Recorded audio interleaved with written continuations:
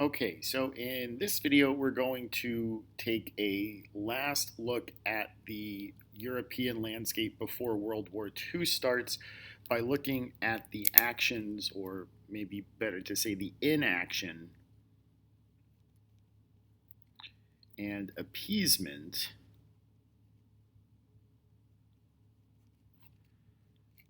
of liberal democracies.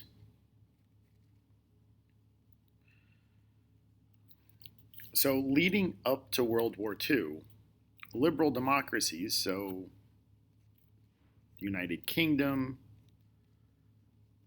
France, and the United States, basically did nothing in order to slow down or stop the conflict that's about to start. So after World War I, the UK and France, and we'll include the United States in there too, did their best to avoid conflicts. Now, we'll just kind of put the United States up in their own category here. The United States is completely isolationist.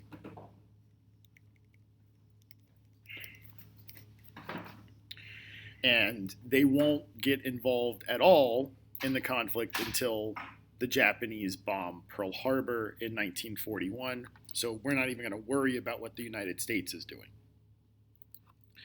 So the United Kingdom and France did their best to avoid conflicts. And there were several reasons for this. First, everyone was tired of war.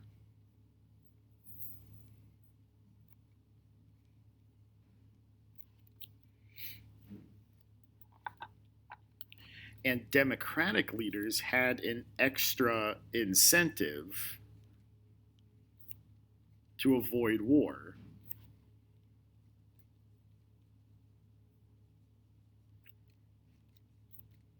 They also needed to factor in public opinion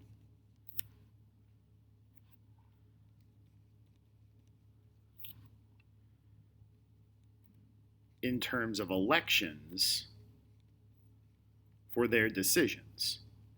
So if they decided to go to war, that could negatively impact their election chances the next time around.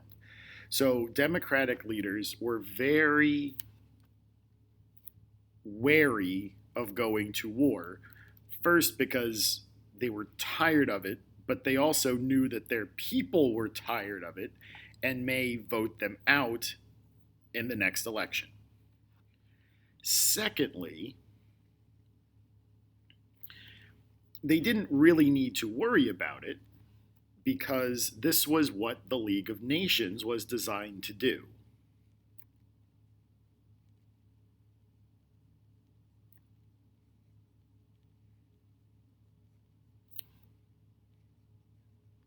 It was designed to prevent wars and offer up a place to negotiate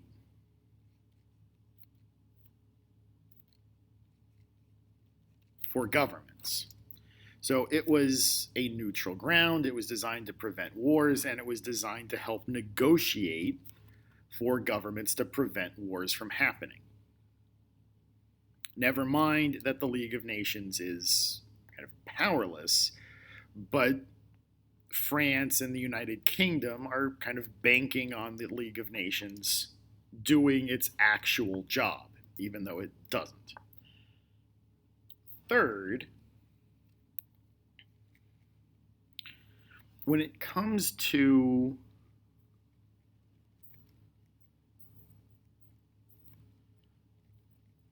the actions of fascists,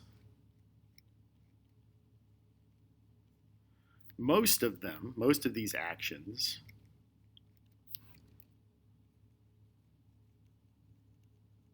Most were meant to hurt socialists. And liberal democracies don't like socialists.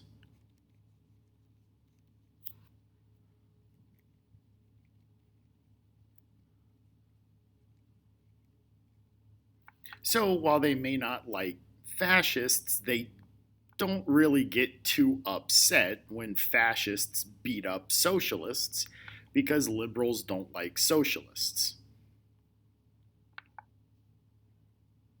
And then finally, I guess a fourth reason is that when push came to shove and democracies were forced to negotiate,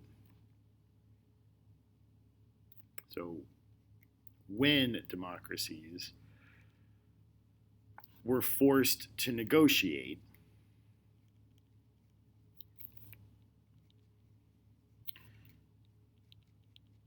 they often gave in to the demands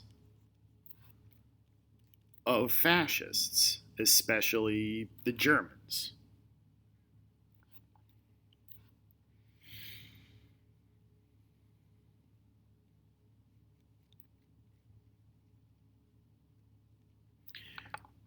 Now, they did this for a very particular reason. There were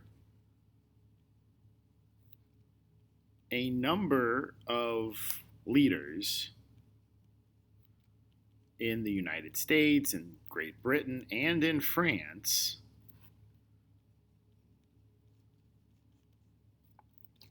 who felt the Treaty of Versailles was too harsh. And they kind of have a point. And so when Hitler makes demands that are more or less reasonable, like, for instance, building an air force,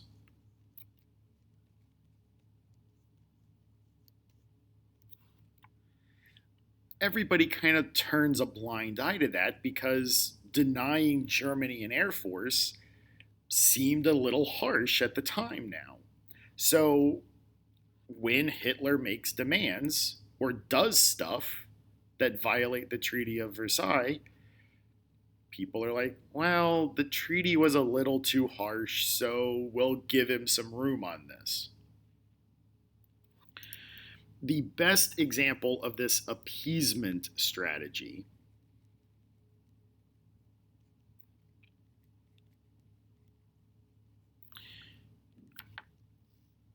is seen with the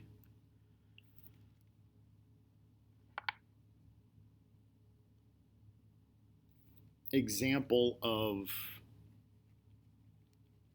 Neville Chamberlain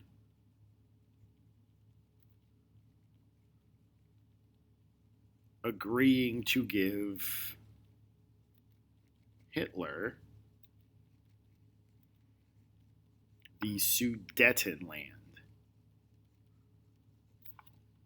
The Sudetenland was the border territory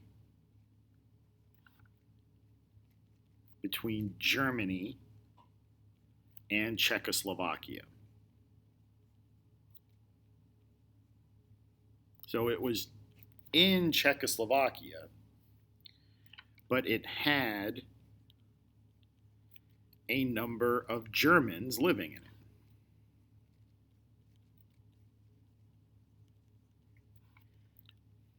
And so Chamberlain agreed to give it to Germany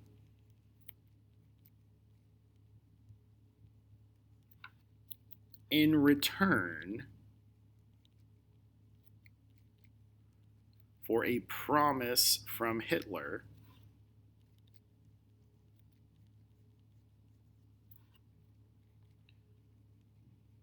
to make no more aggressive actions.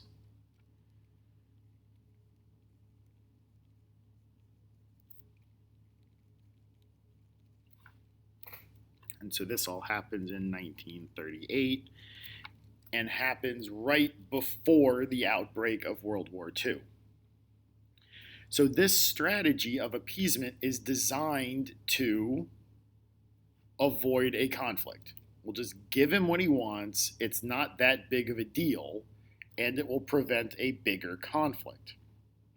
Never mind that Neville Chamberlain didn't really address this with Czechoslovakia,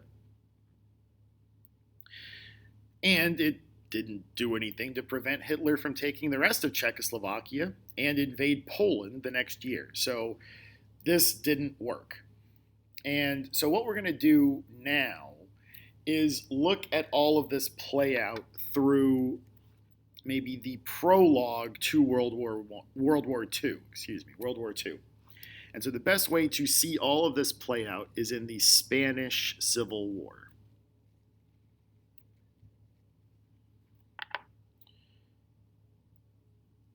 which took place between 1936 and 1939. So without going too in-depth into what's going on in Spain in the interwar years, Spain's government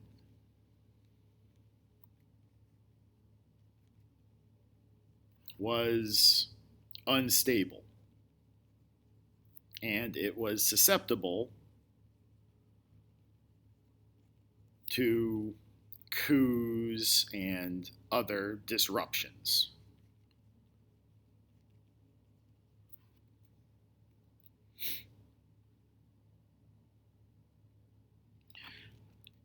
In 1931,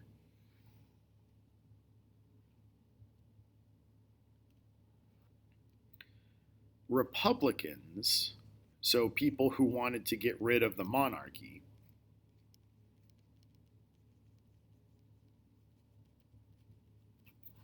so anti-monarchists, won a majority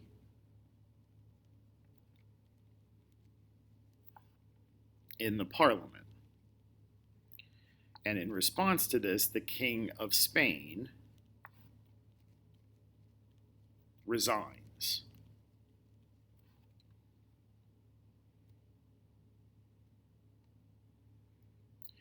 This didn't fix anything because Spain's new government, the Spanish Republic,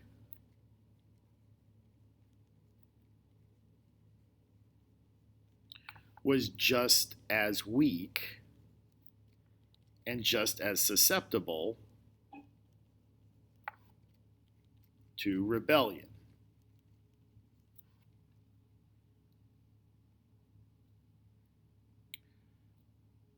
And so when the war breaks out,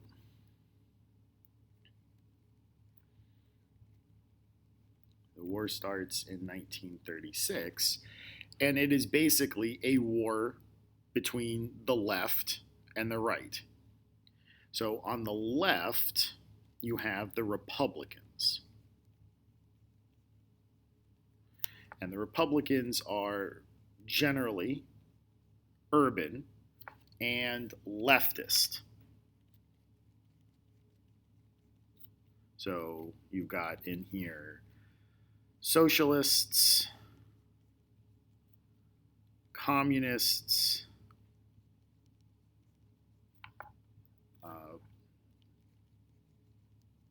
liberals,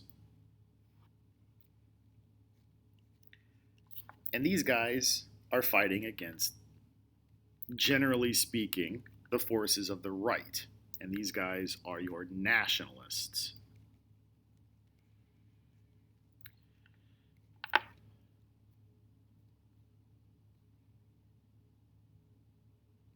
So in here you've got kind of proto-fascists, monarchists, Catholics. These guys are mostly rural and generally more conservative. Now, depending on how you look at this, you may view this conflict, if you're on the left, you may view this conflict as one between tyranny versus freedom. On the right, this is a fight between civilization and anarchy.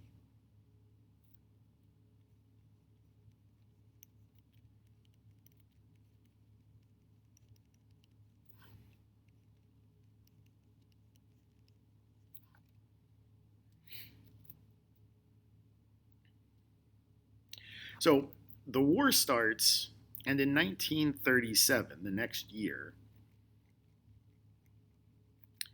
France and Great Britain organize a conference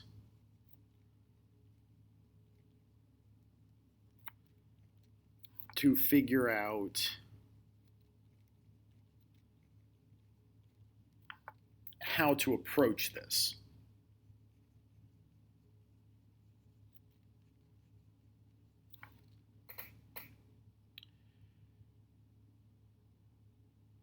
So we've got the French, we've got the British, the Soviets are there, the Germans are there, the Italians are there.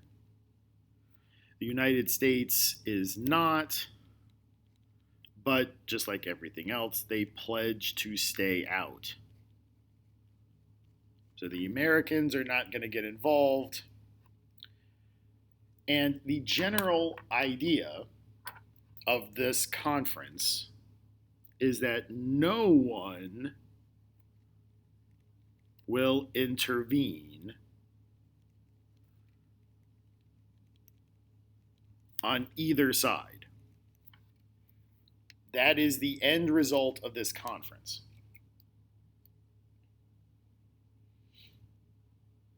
Almost immediately,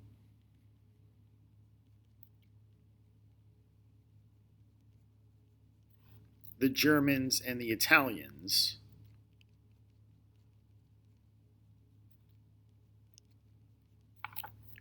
start sending help to the nationalists.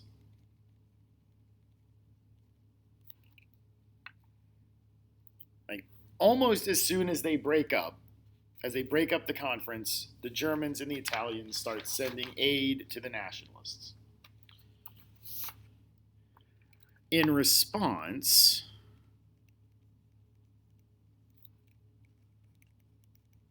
Stalin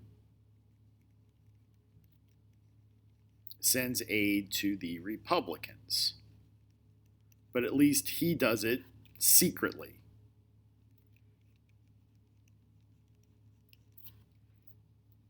If he's going to cheat, no one's going to know about it. But the French and the British stay out.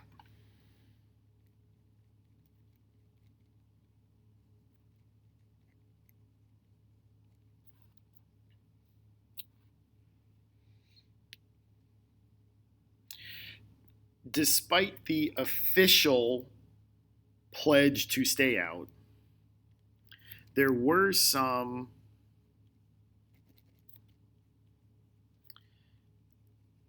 independent forces that went to help the Republicans.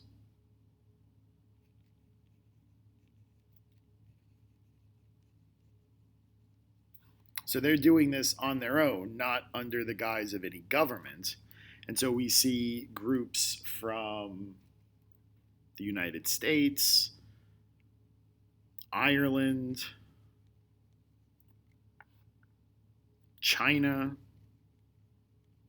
Russia. Now, they do all this on their own. This is not official, but people from all over the world go to Spain to help the Republicans.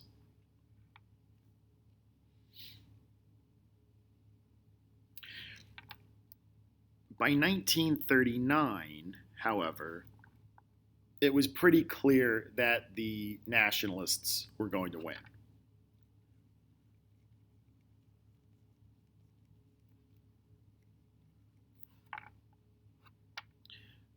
The official help from Italy and Germany was too much for like the ragtag alliance of the Republicans, and a lot of people consider this to be a like dress rehearsal for World War II.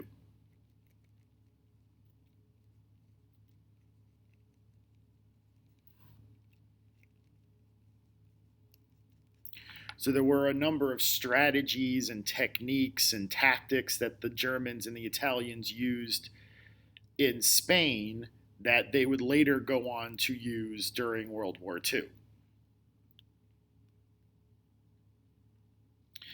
So in 1939, the new leader of Spain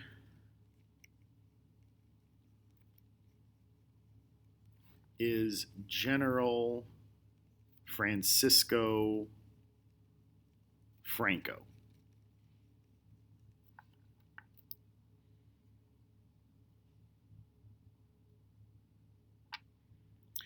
A number of Republicans fled to France, where they would eventually get picked up by the occupied French forces after France surrenders in World War II.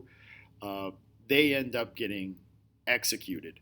The lucky ones got out of Europe entirely and went to South America. But this is the start of a new kind of fascist Spain. Now, I do want to take a few minutes and kind of finish up the story of Spain. So this will take us past World War II, kind of into the modern day. So let's do a few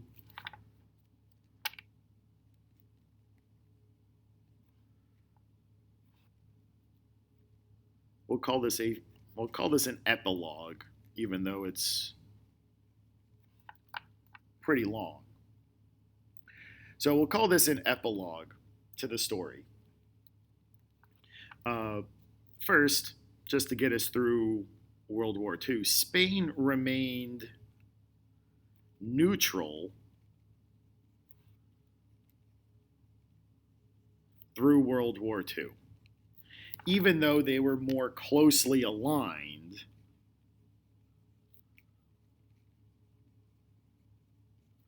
with Germany, they remained neutral through World War II, probably to ensure American oil shipments.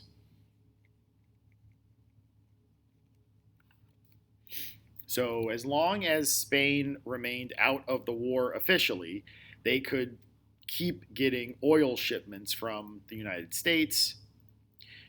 If they joined Germany, they would have had an embargo put on them, and they probably would have been attacked by the Allies. So they just stayed out of the war, even though they were politically aligned with Germany.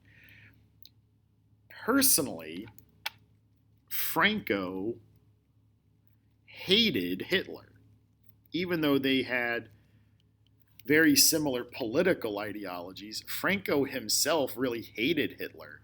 Franco was a very devout Catholic, and he did not like Hitler using religion for his own purposes, and he really didn't like Hitler's kind of weird obsession with the occult, and that really put Franco off of Hitler, among other things.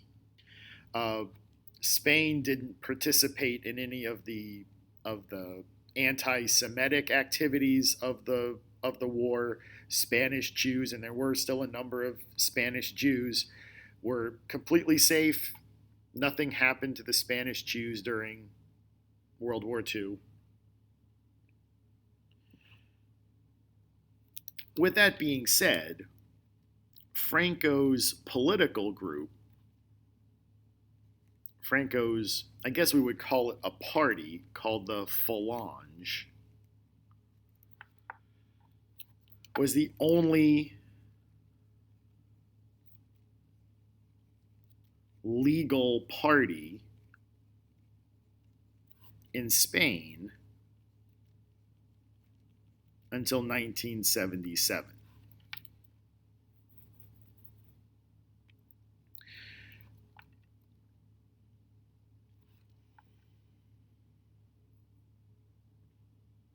So after World War II,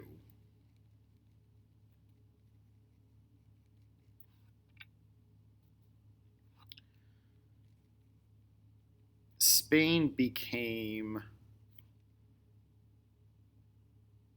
isolated internationally.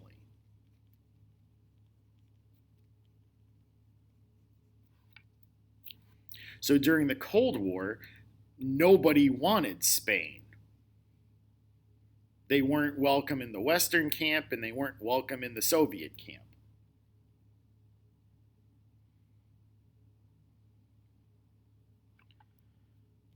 They were excluded from the Marshall Plan, and we'll talk about that more after we finish with World War II. This was the Western Plan, the Western Economic Plan. They were also excluded from the Soviet Economic Plan, which was called Comic-Con, not the cool Comic-Con. So that was the Soviet Economic Plan. So nobody really wanted Spain. The Western powers didn't like them because they were essentially fascists. And the Soviets didn't like them because they were essentially fascists. So everybody could agree that we don't like fascists. If you're a capitalist or a communist, it doesn't matter. We don't like fascists. And Spain was pretty much a fascist country, even if they weren't officially a fascist country. Domestically,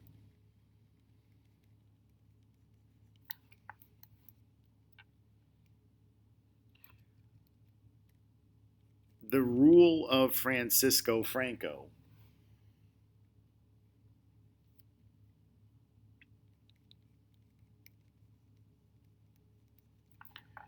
he ruled through repression.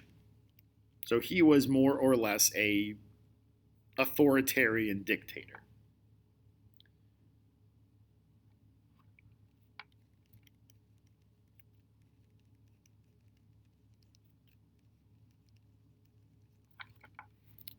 So he attacked socialists, non-Spanish speakers,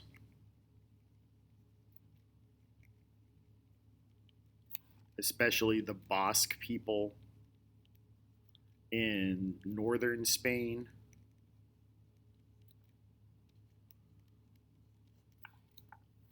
We'll talk more about them at the end of the course.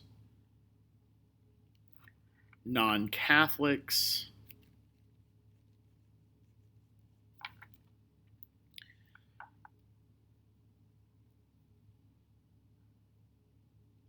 however, as the 1960s moved forward into the 60s,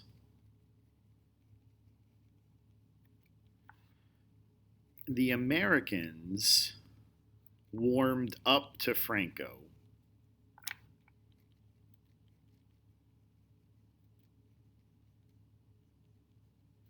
Because he was so anti-communist.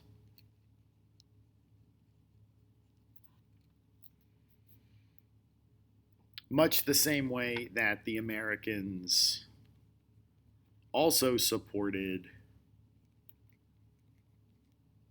Latin American dictators just because they were anti-communists.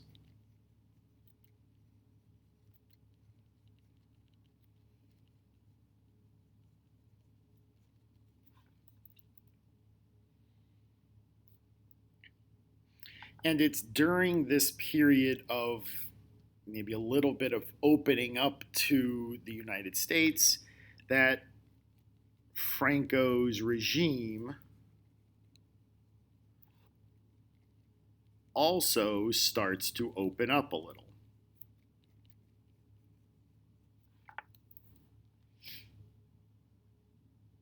So religious freedom comes back.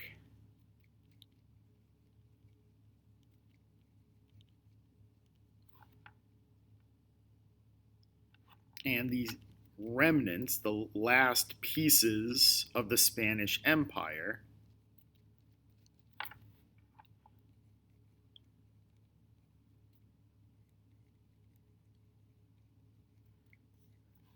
mostly little pieces of Africa, like the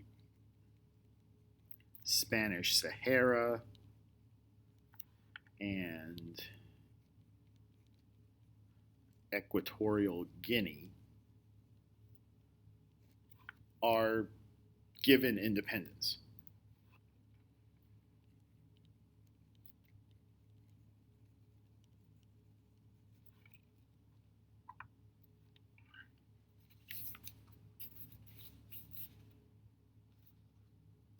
Now, as we move into the 1970s,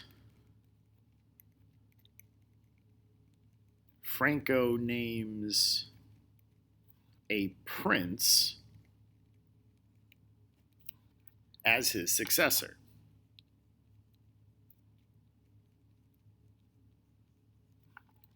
Because deep down, Francisco Franco was a monarchist, and even though he was not technically royalty, he wanted to ensure that a prince would succeed him and become king of Spain. And so in 1977, when Franco dies, we get King Juan Carlos I. And everyone assumed that he would just continue on Franco's dictatorship, but the new king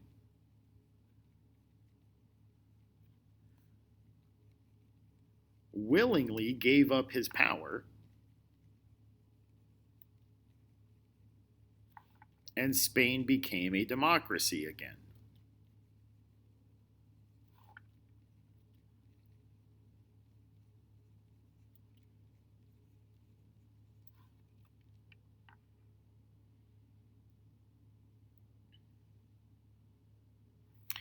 One last thing we'll say about the Spanish Civil War before we wrap this up is that the Spanish Civil War gave us one of the most important pieces of art of the 20th century. So, Pablo Picasso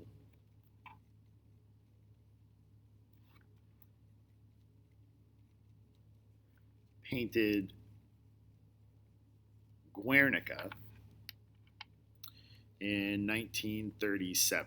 So, Guernica was a Spanish town, and it was targeted by German air raids, and it was blown up.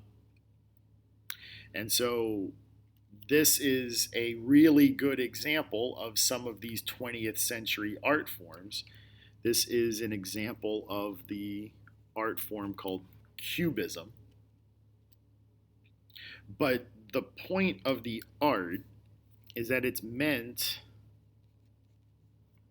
to kind of depict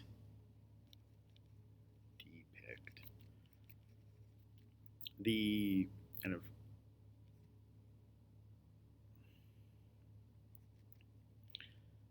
the visceral disgust and anger and just violence of the destruction of this town.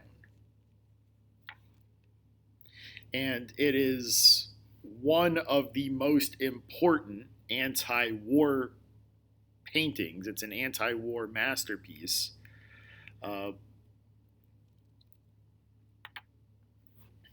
So I'll end with this interesting anecdote. Picasso lived in Paris during World War II, and when the Nazis occupied Paris, they were, searching houses looking for, dissidents or contraband or whatever, and they came to Picasso's apartment in Paris, where he had Guernica, where he had the painting more or less protected in his own home. And one of the Nazi soldiers asked him, "Did you paint this?" And Picasso said, "No, you did." So he was kind of directing his veiled anger at the Germans for what happened to this Spanish town during the Spanish Civil War. So this sets up what we're going to start seeing in the next set of videos about World War II. So until then, this is Mr. Nissen signing off.